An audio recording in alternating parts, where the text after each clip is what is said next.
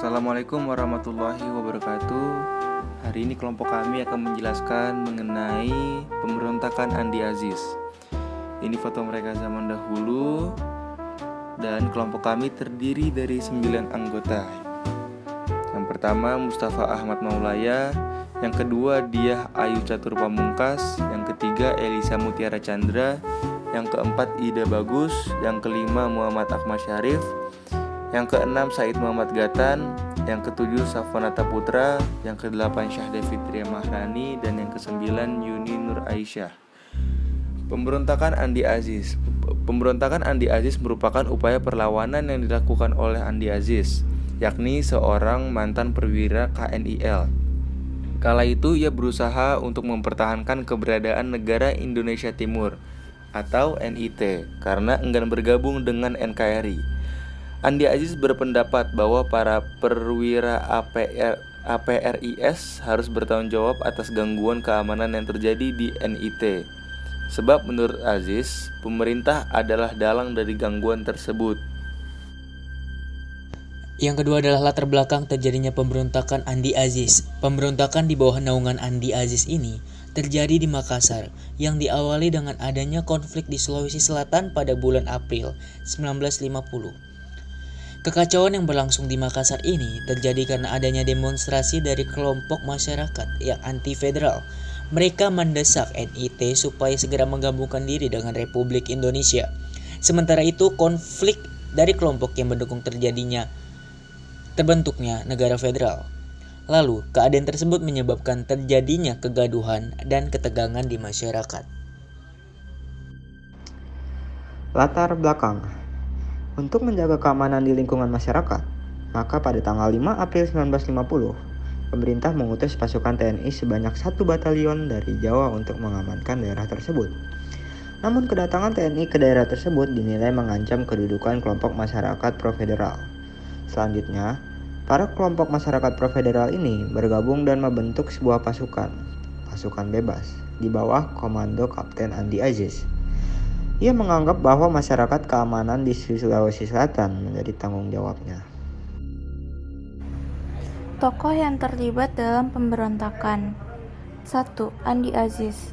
Andi Aziz adalah bekas perwira KNIL yang bergantung ke APRIS, pergerakan pasukan yang menyerang markas TNI dan menawan sejumlah perwira TNI.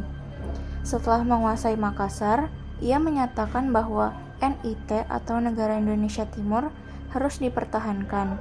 Ia menuntut agar anggota APRIS bekas KNIL bertanggung jawab atas keamanan di wilayah Indonesia Timur. 2. Kolonel Soeharto, pemimpin Brigadir 10 Garuda Mataram di Jawa Tengah. Sebelum menjadi presiden, Soeharto adalah pemimpin militer pada masa pendudukan Jepang dan Belanda.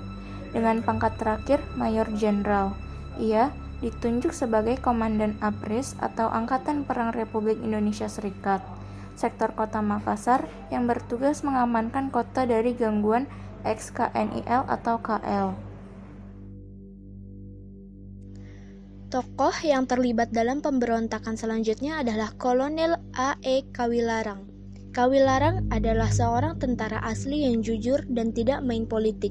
Sebagai pemimpin pasukan dari 4 angkatan yang diperintahkan oleh pemerintah RIS dalam operasi penumpasan pemberontakan Andi Aziz di Makassar.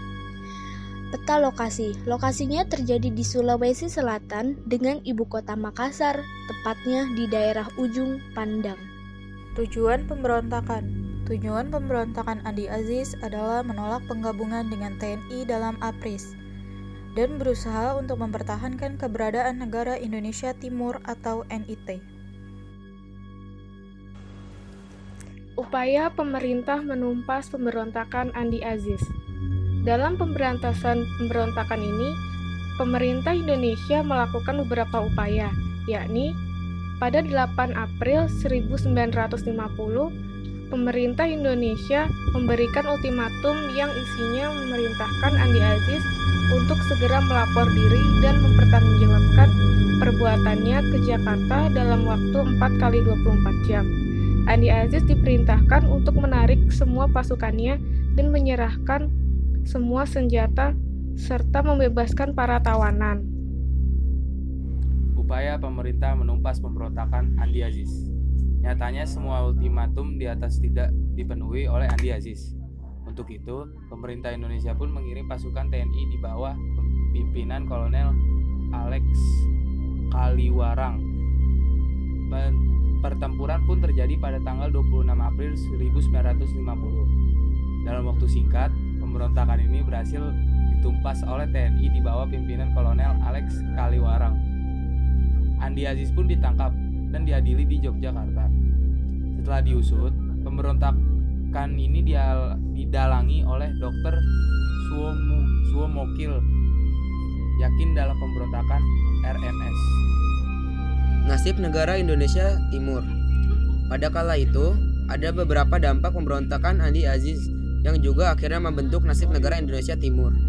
Beberapa di antaranya adalah IRPD Diapri, Perdana Menteri NIT, kala itu mengundurkan diri karena tidak setuju dengan pemberontakan Andi Aziz. IR Putuhena diangkat menjadi IR Diapri. Ia merupakan tokoh yang pro-republik. Sukawati, wali negara NIT, pada 21 April 1950 mengumumkan jika NIT bersedia untuk gabung dengan NKRI. Sekian dari kelompok kami. Mohon maaf bila ada kesalahan kata, yang salah, yang dan lain-lain. Assalamualaikum warahmatullahi wabarakatuh.